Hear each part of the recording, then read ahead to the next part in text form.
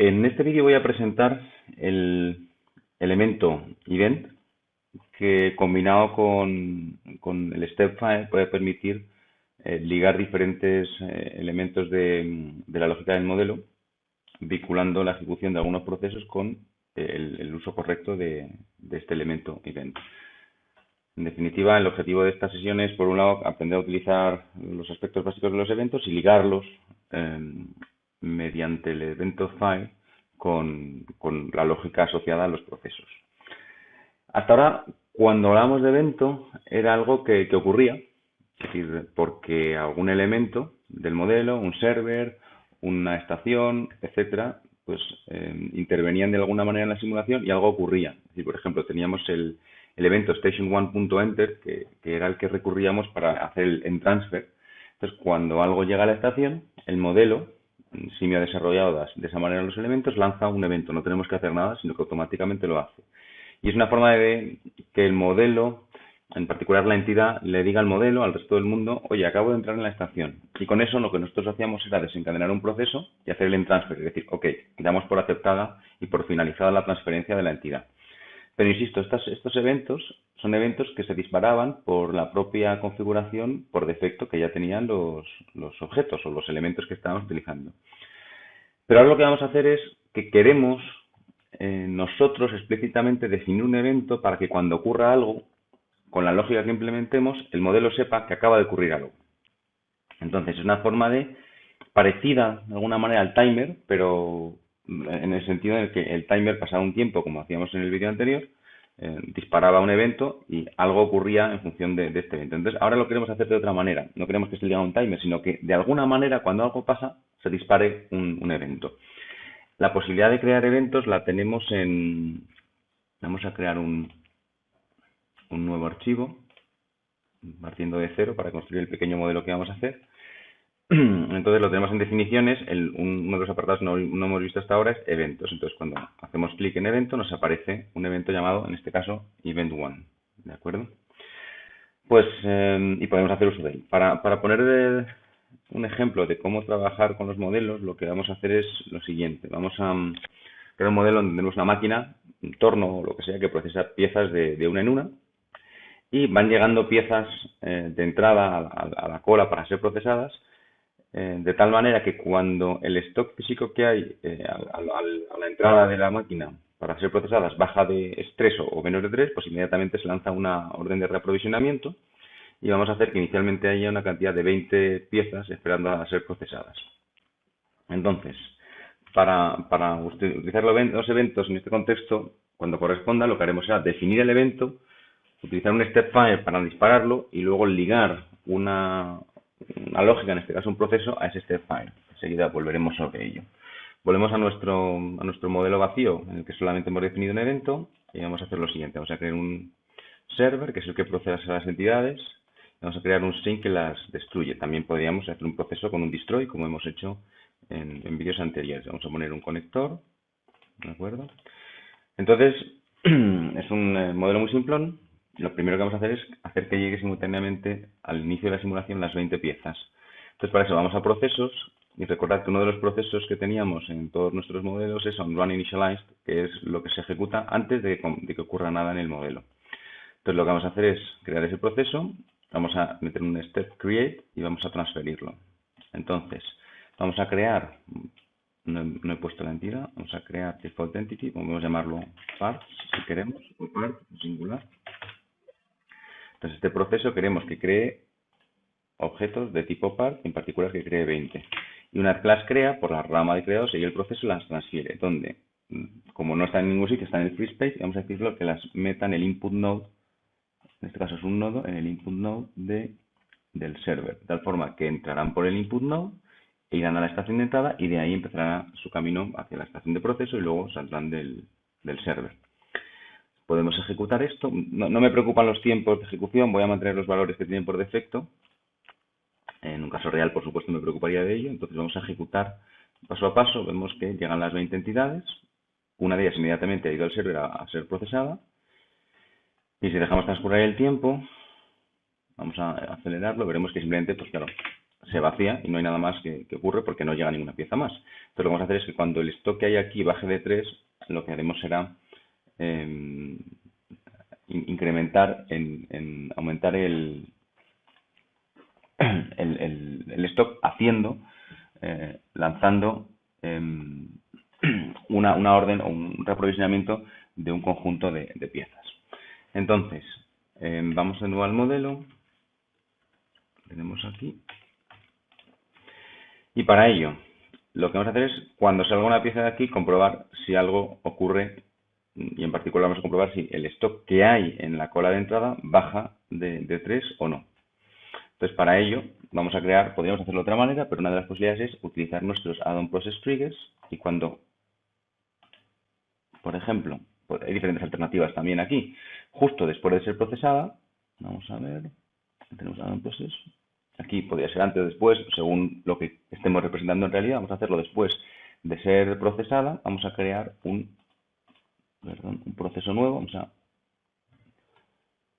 After Processing, desplegable, crear uno nuevo, que lo ha llamado Server 1 After Processing. Vamos a procesos y aquí lo tenemos. Entonces, ¿qué vamos a hacer? Hacer una comprobación. Una comprobación de si se cumple algo o no está requiriendo el uso de un Step Design.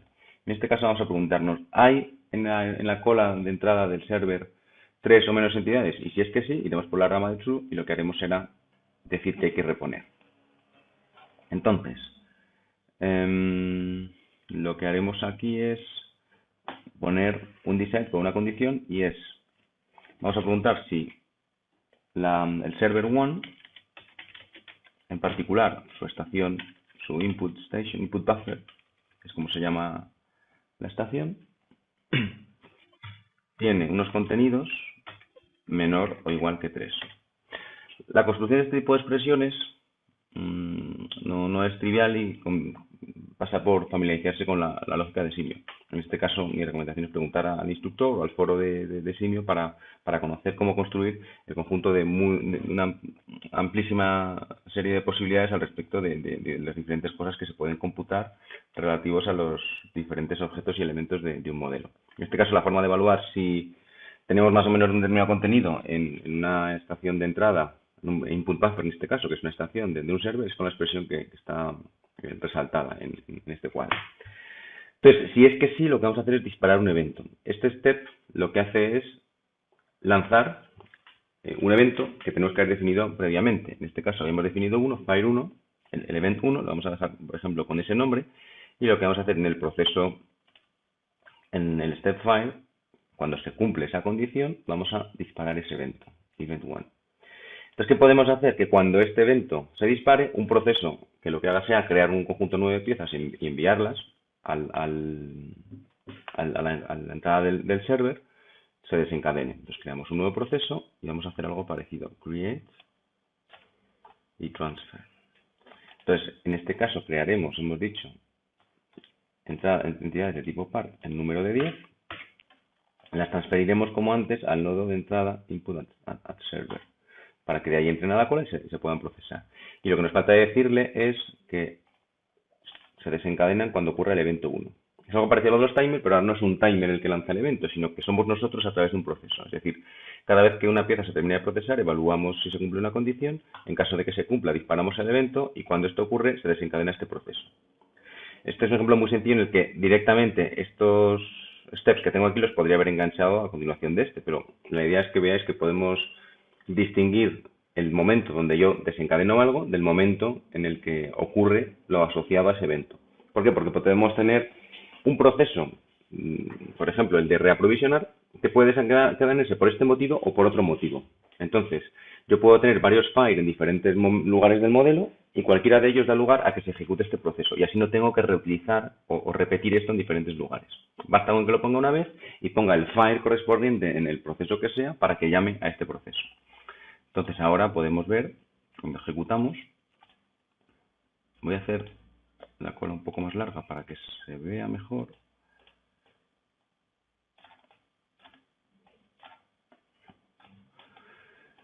¿Vale? Entonces estamos viendo que efectivamente nunca tenemos menos de 3 entidades, porque en el momento en que llega a 3 lanzamos la orden de reaprovisionamiento de 10. Entonces es la forma elemental de ligar la ejecución de algunos procesos con lo que pasa en algún otro elemento, en algún otro punto del modelo. Por último, a título de recordatorio, podríamos querer que estos procesos no tengan aquí, en crear un 20, tener cosas tecleadas en lo que en inglés se llama hard-coded, es una mala política porque este 20 puede cambiar en el futuro y no tenemos en ningún sitio, cuando el modelo va creciendo, ese 20 queda escondido y puede que no sea válido en adelante. Entonces, lo recomendable es, y recordamos cómo son las propiedades, en vez de poner un 20, podemos definir tres propiedades. Tres de tipo entero, una para RP Initial Stock. Podríamos crear otra que fuera RP Lot Size, por ejemplo, que sería el tamaño del lote de cuando pedimos. Entonces, en este caso, podríamos, cuando hacemos ahora clic en cualquier área del modelo, o hacemos modelo properties, nos aparece aquí los valores de general. Entonces podríamos poner aquí el valor, en este caso, imaginemos, vamos a poner solo 5, y que el tamaño del lote sea 3. Entonces tendremos nuestro inicial de 5 y que cada vez que bajamos de... bueno, también vamos a decir cuál es el valor mínimo al que permitimos que llegue el stock. Entonces vamos a crear otra propiedad, pero RP min stock, por ejemplo. Entonces vamos a decirle, tenemos una nueva propiedad aquí, que no vamos a permitir que baje de 1.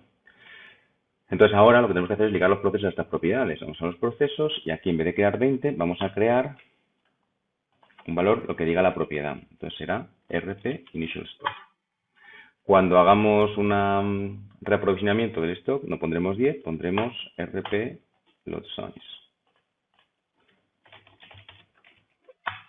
Y por último, cuando evaluamos y lanzamos una orden de reaprovisionamiento o no, pues hacemos la comprobación del resize, pero no ponemos aquí un 3, sino que lo que hacemos es evaluar si lo que hay es menor o igual que RP min stock. ¿Vale? Entonces ahora veremos que el comportamiento es idéntico, pero con valores diferentes. Estamos viendo que llega 1 y repone 3 cada vez. Podríamos pararlo y, por ejemplo, decir que el stock mínimo es 7 y que el stock inicial es 10 y que reprovisiona de 3 en 3. Bueno, pues el comportamiento es consistente. Pero la diferencia entre lo que teníamos antes y lo que tenemos ahora es que ahora tenemos explícitamente definidas unas propiedades de tal manera que cuando vemos el modelo sabemos que el modelo depende de estos valores, que están aquí perfectamente explicitados y no escondidos en los steps de un proceso, de un modelo que puede tener muchos procesos y por lo tanto puede quedar como una hipótesis implícita que condiciona el funcionamiento a algo que pusimos inicialmente y de lo cual nos hemos olvidado. En resumen, los eventos los podemos incorporar en cualquier proceso como siendo desencadenados a través de un fire step.